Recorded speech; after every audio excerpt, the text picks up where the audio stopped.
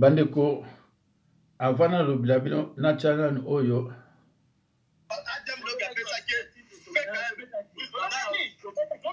voilà bandeko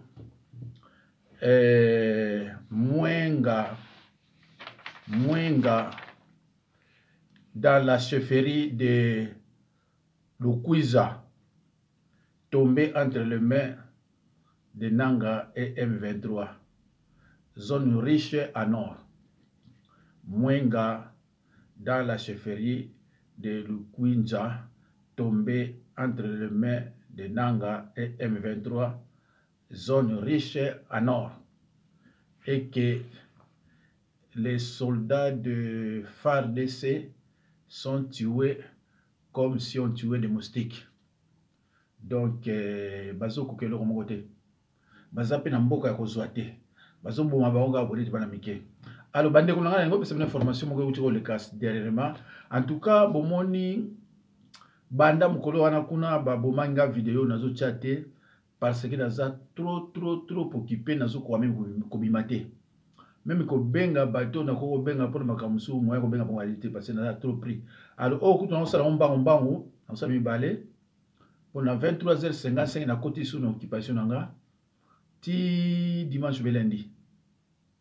Alors bandi konanga na sala ki vidéo moko dernièrement et visaki makasi mingi kitoko mais ba longola ki yango na ngate batu ba longola ki yango na yebite mais ba interdire ngai na tiaka susu ba vidéo te. Moto interdire nga aza YouTube te bato balongola kiango kozala bato gouvernement na bato mususona et pourtant nga na finga kate bato bazo finga bazo landa bango te bazo landa nga ona lakisa ba image ndenge mboka ezali na ndenge bazo zo mboka. Donc na banzi na kozonga susu te na lakisa bino kama muke vidéo yango voilà.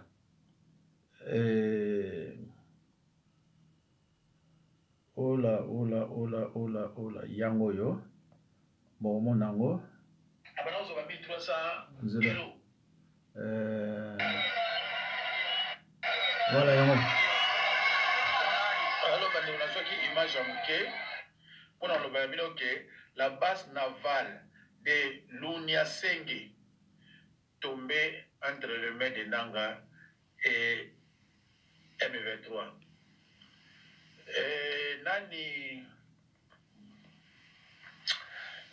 Le gouverneur d'Ouvira,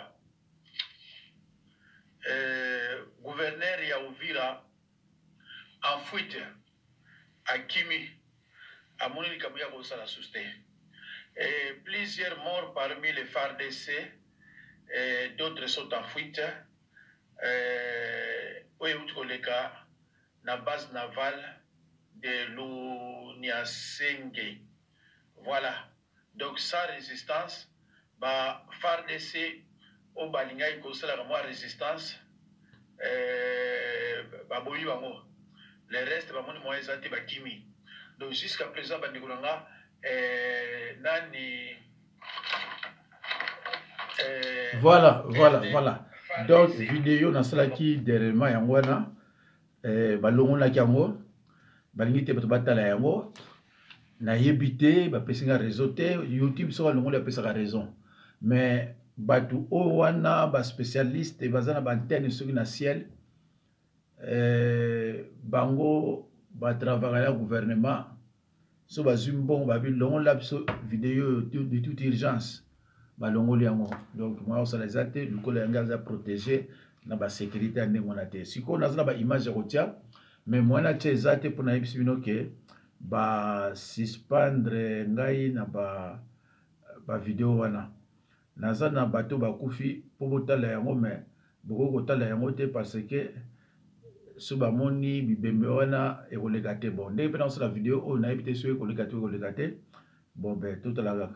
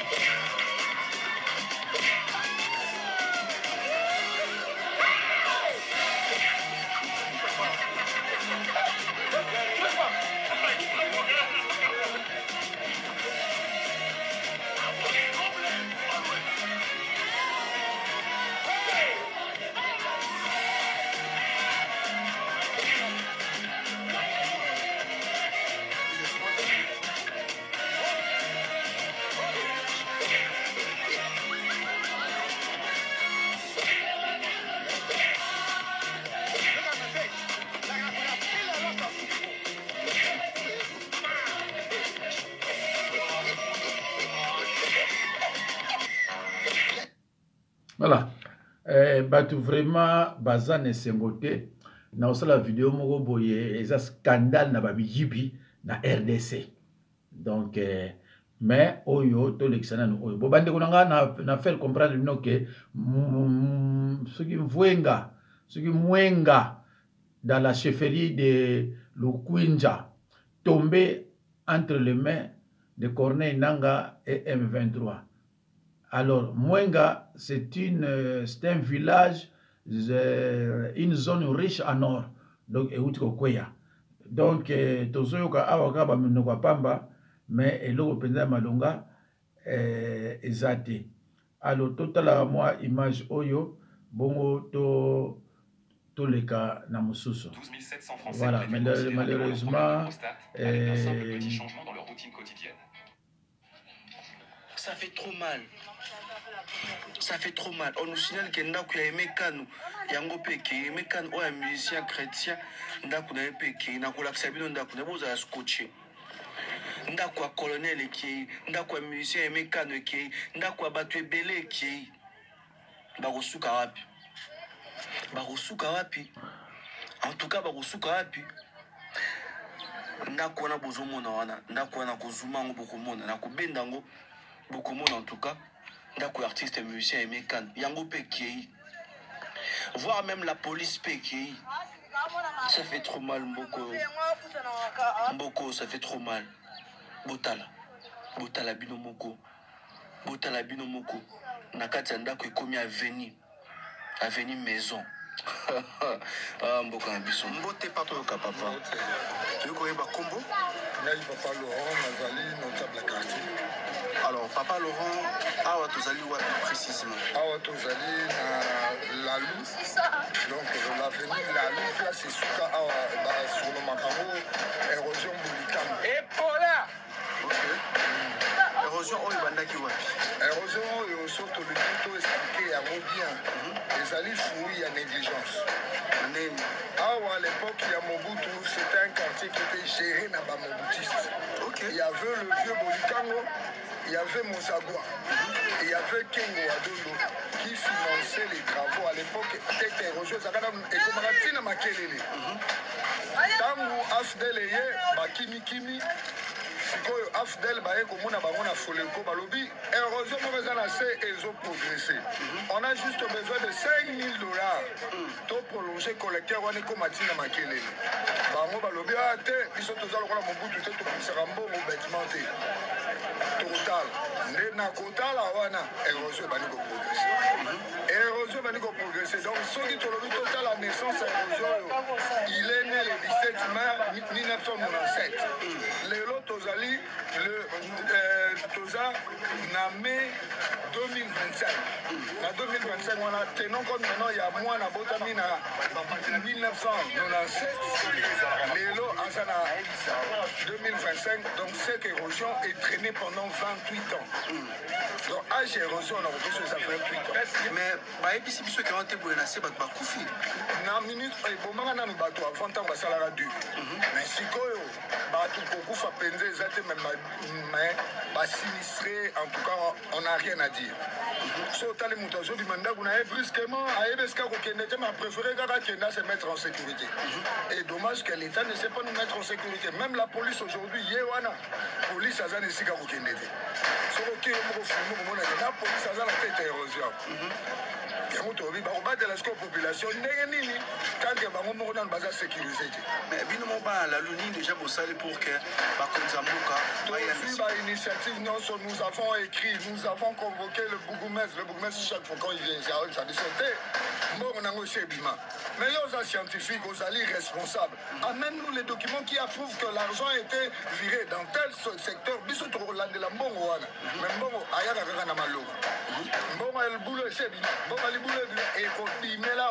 parce que nous jusque-là, nous ressentons nous présence il y a l'État. Oh, ils ont repoussé à 300 mètres. Les Chinois ont fait dernièrement. Suite en haut. Après les 300 mètres, ils nous ont oubliés. Si on avait tout reçu, on repousse sur 300 mètres. On ne sait pas. Et quel jour ils viendront? Parce qu'à ce moment-là, Yaya, tous les gens ont silencié. Nous avons aimé Kanouangouana, les chantres de Dieu, la Kala Yangouana. Oh, c'est mon affaire. Oh, nous avons besoin de colonel à la police. À aucun devoir. Donc, il y a une inquiétude, nous avons besoin de politique, jusqu'où? Ceux qui m'ont emboqué derrière Bumba, au gouverneur, on a besoin de la Kotalo, au website. Ah, mais ce gouverneur, en fait, il sera reçu bonnement parce que tout le monde a besoin de solution. Surtout, on a besoin de ou quoi, ce qui a eu, autant que numéro 1 à Ville à Kinshasa, a décidé ou il y a décidé comme ça. Nous, on sera contents parce que Yomorotala est belé à Bandako. Mituna, il y a des autres qui ont perdu la vie car rapport à l'érosion. Ndako Somono, érosion avec comment papa wana, ami Koufena no enfant. Pas au monde j'ai dit ndako nezo. Sikoyo. Nao bazokufa na Goma, nao bazokufa. Bazosaka rôle moko. Comme azoboma na masazi na machette, ah bozoboma biso na basusi. Na basusi. Loba na suka zaini. Ah liloba suka na loba en tout cas tango balobaka ba autorité bazaba. Mais concrètement, c'est quoi un tunnel de Alors, vente et pourquoi est-ce que tu dis que ça peut remplacer un site internet? Bandeko, En fait, si aujourd'hui on veut vendre des produits na digitaux, banzi des formations, lelo des yo vidéos tozoloba coaching, la prestation de services, les sites na ebite internet. nani ya kozala susu pour Chilombo parce que situation est commis vraiment déplorable. Oyo balobi penza déplorable. Donc na ebite soki nani ya kozala na sima Chilombo nazomona ete. Alors bandeko naza biloko ebela meza mingi ya bato mosusu nzambe na ngai ye tota nano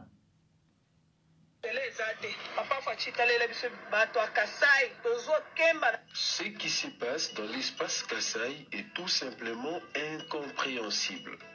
4 mois après le dernier passage du président Félix Tshisekedi à Kananga, aucune avancée n'a été enregistrée sur terrain concernant la construction de la route Kananga-Kamwisha-Kalambambouji. Les travaux sur la nationale numéro 1, Kananga-Kalambambouji, je peux confirmer que c'est depuis que le chef de l'État est parti qu'il n'y a eu rien.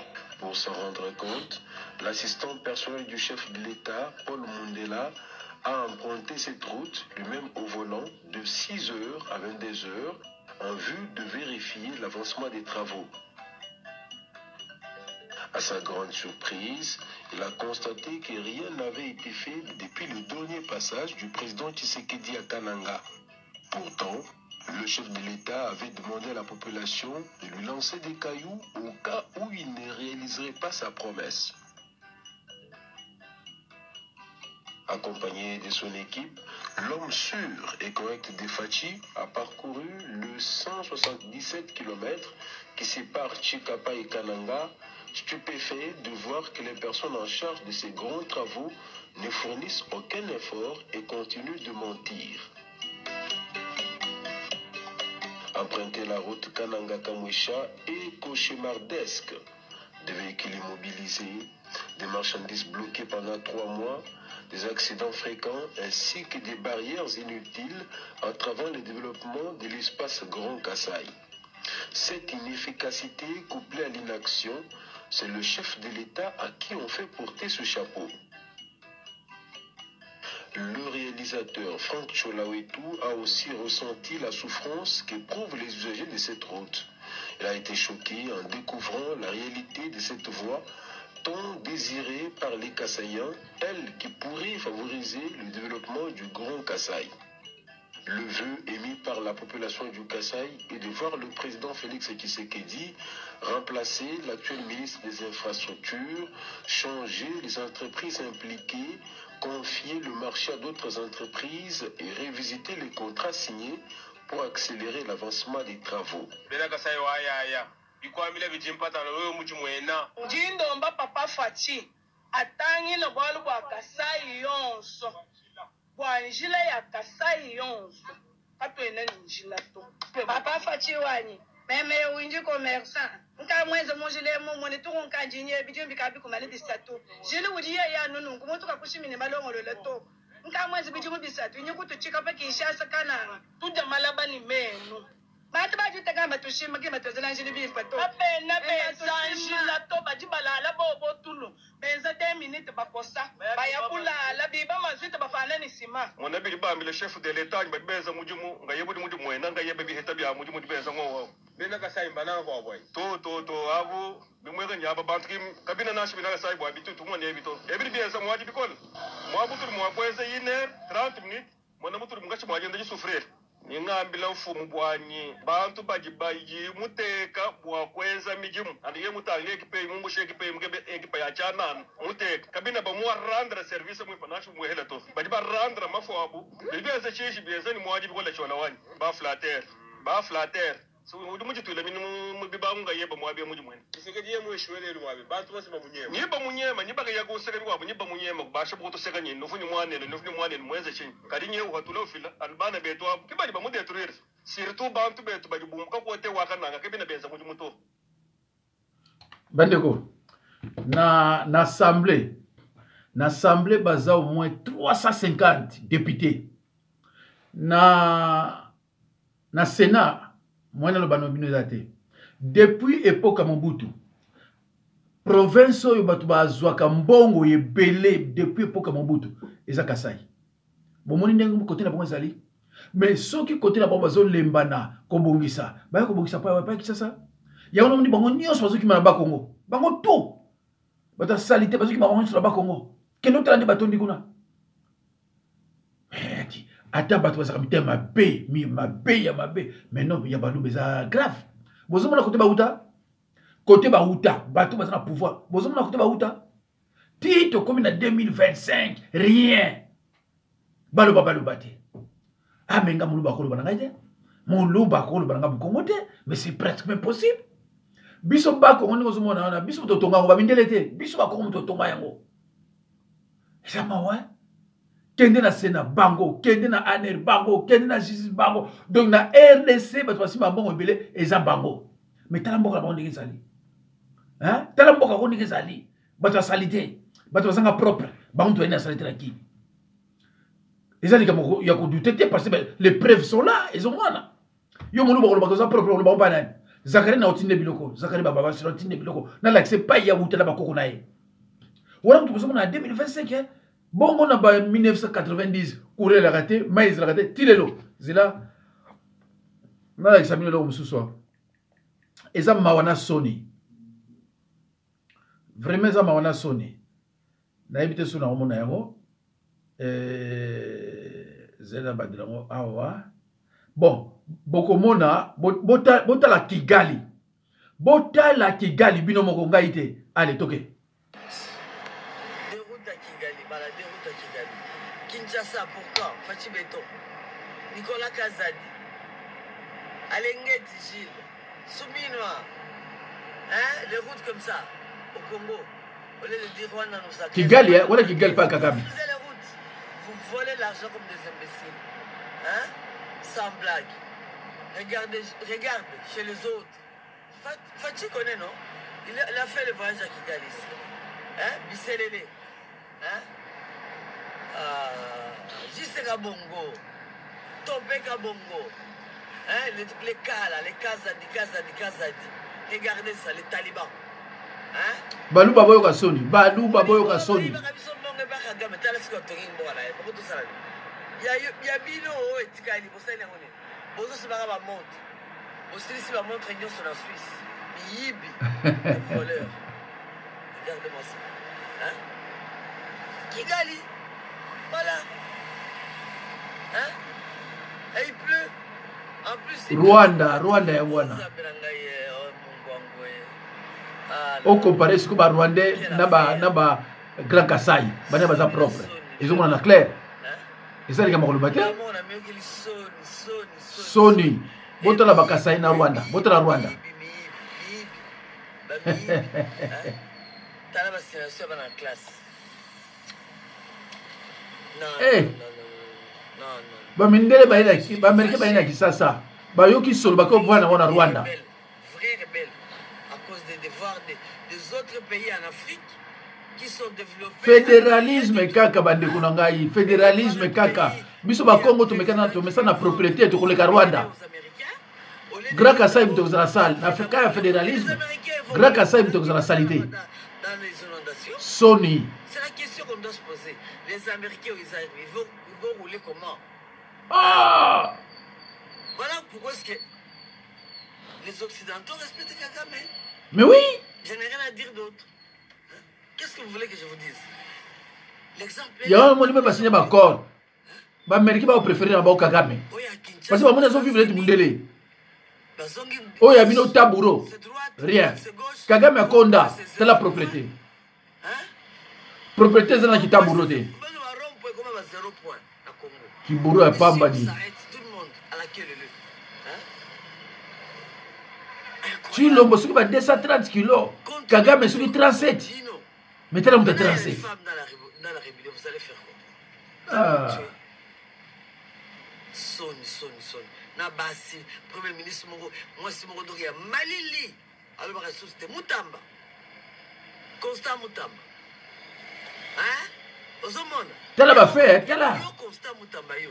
Tala Mora Baninga. Constant Moutamba ya Pamba, ya Pamba. Piolola, politicien zéro tête. Constant Moutamba ya Pamba. Sans vision, sans rien. Sans rien? Regarde, chez les autres, en Afrique. Mboka ozo bundisa bino soki balakisi yango badino ba komi pour bango. Babia ça va. Aza moyibi metala. Je suis en Afrique et les plaques. Oya biso zo oya bino zo suma banda ko na Dubai. Na États-Unis, na ba Suisse, na ba Belgique. Franchement, ça vaut pas la peine. Ça vaut pas la peine. Nanga tala mboka ya baninga. Botala mboka ya baninga. Bino bato sala kite bande ko nga ya Katanga. Boka ngilanga ba video botilanga bande ko nga ya Kivu.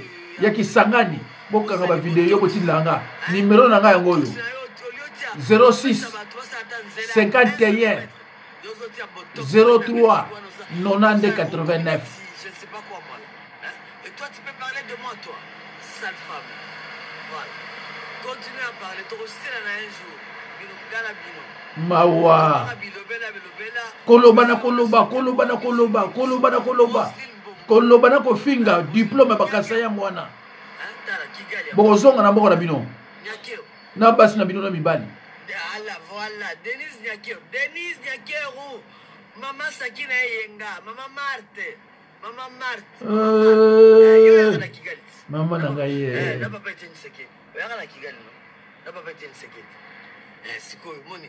Boyaka koluka pouvoir, olie bosala ndenge moninga azosala epa na ye. Bino bozoyiba boki kotonga Dubai, boki kotonga Qatar. C'est bizarre, hein? Boki kotonga na bamboka mususu Kiabula na Zambie, Masuka na Afrique du Sud, et de Mukuso Maradona, nani bat, ya spolié banda onyosa ya Kivu, bino. Bozela l'air na ozo mutu ya mabo. Je pense que to solo la bien. Héros dans un kanda makas. Je suis en colère. Je suis très en colère, très en colère. Très en colère, vraiment. Bande kolonga bato liboso oto monaka bayina mboka na bango bato oyo bayina mboka pa bauta eza baluba des nomades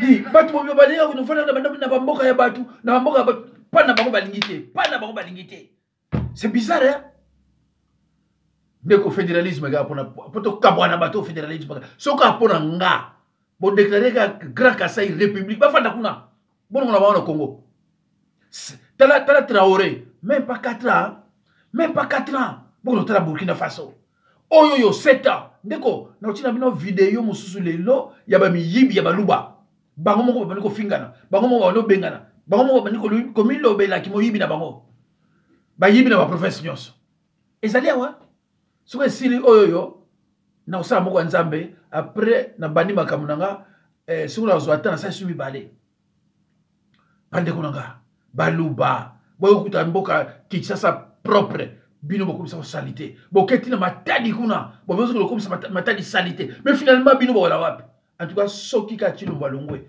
baluba tout bozo na ba Congo bozo na mboka na bino hein baluba bozo na ba Congo bozo na mboka na bino batu na mboka na bango yana bozo linga fédéralisme te bozo na mboka na bino c'est pas possible. Kagame bozo fingaye tala Kagame yana ba mindele ta ba utra na kin batali ta ba pas Kagame ali balinga ba ka ba bidi continue ko yiba ah, c'est triste. Hein? Zela luka maman mso moluba. Bangona baba eye mabe zela. Bota la conseiller comme na nani Emery Kalengoyi baluba chargé de mission à l'étendance président de la République. Bota la yi. Moluba conseiller Chilobo.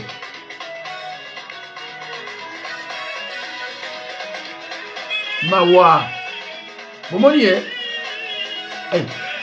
Alors, bato aboye, bako c'est la première de Roli, bato aboye. Bato baso kufa, yaza conseiller président, tala pas azali. Ah, aye kumona Kinshasa minda, kati azali sengo.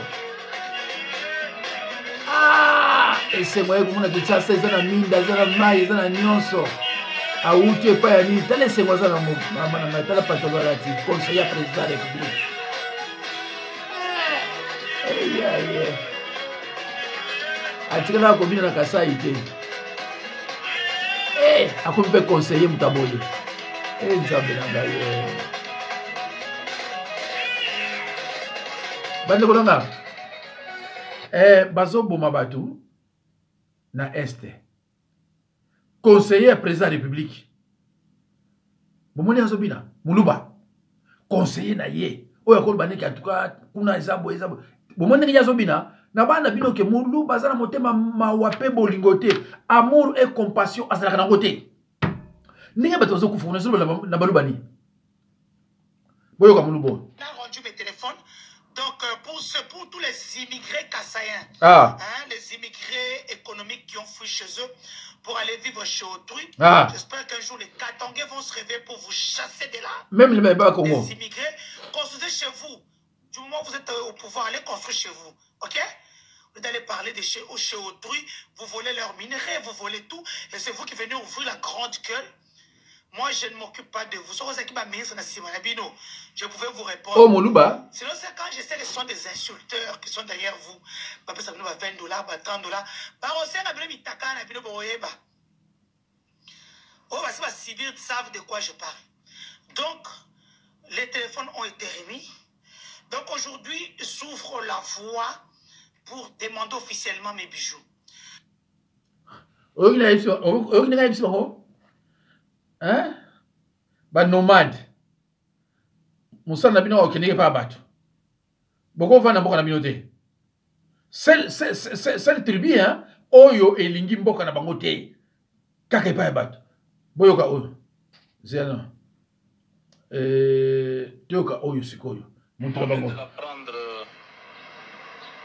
Que la situation est en train de devenir très compliquée pour la RDC. Une liste a été déposée à la Maison Blanche. Oui. Une liste de personnalités congolaises qui sont controversées. Une liste de personnalités congolaises qui sont trempées dans la corruption et dans les affaires floues en RDC. Le bas vole. Je parle bien des hommes de Félix Tshisekedi. Une liste de plusieurs noms a été déposée. Donc, il faut vous attendre que la situation va être très rigoureuse. Les Américains insistent sur la corruption. Ils ne veulent pas tolérer sur la corruption. La loi américaine sera appliquée en RDC sur cette question parce qu'ils ne vont pas se soumettre à la loi congolaise qui n'offre pas de garantie sur la sécurité de l'investissement américain. La RDC doit faire très attention, surtout que maintenant, ils ont le contrôle sur beaucoup de choses. Ils vont s'imposer pour que le changement soit total. Le président Tshisekedi n'est pas mauvais. Il est bon sur le plan de la démocratie, mais sur le plan de... Bande kuna bazi boyoki l'essentiel oyo moluba oyo akoye koloba nazalaki na baluba mosusu bazobunda kuna mpona mbongo wa dime na kati ya église nayebi te soki yango oyo non yango te oyo pesa eleki eza mawa bandeko tala mboka miba tala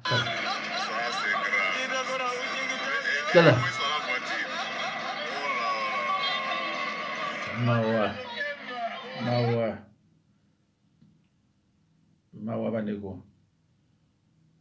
Ah, c'est triste, hein? Mboka mobimba pasi na pasi. Koloba eleki trop. Koloba eleki trop. Koloba eleki trop.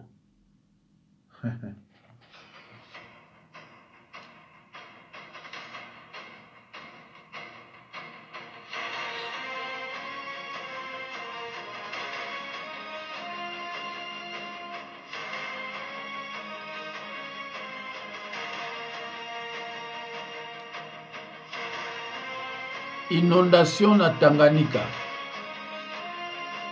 Wana gouverneur ye wana. Ola tekoti. Na Tanganyika. Mboka masumu eleki mingi. Masumu eleki mingi.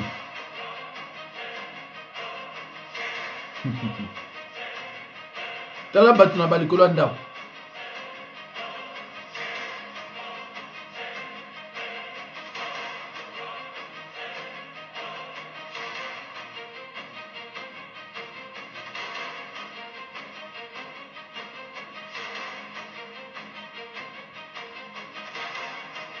Mawa masumu eleki. Masumu eleki. Tokutana na bino. Voilà.